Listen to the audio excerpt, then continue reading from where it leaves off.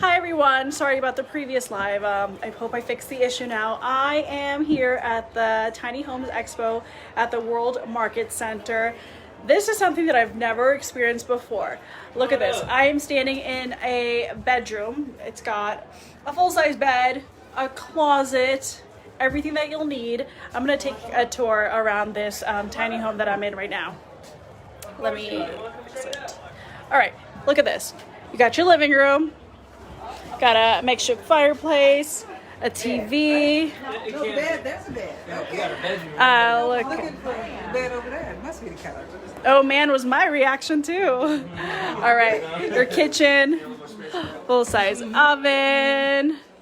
Right, you would think that I'm in an apartment or a house.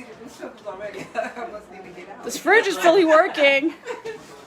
Got the dishwasher, the sink, everything. A washer dryer, a bathroom, of course. Hello.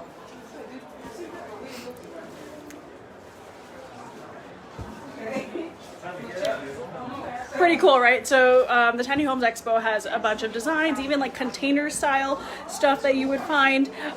We talked to several people who have been just coming out here just to look at this new concept. I even spoke to a girl who actually lives in one of these in Arizona.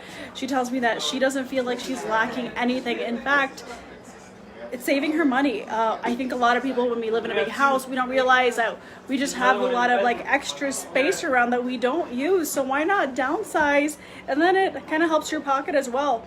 Your average size, I think we've been reporting in Las Vegas, an average house cost is around $300,000.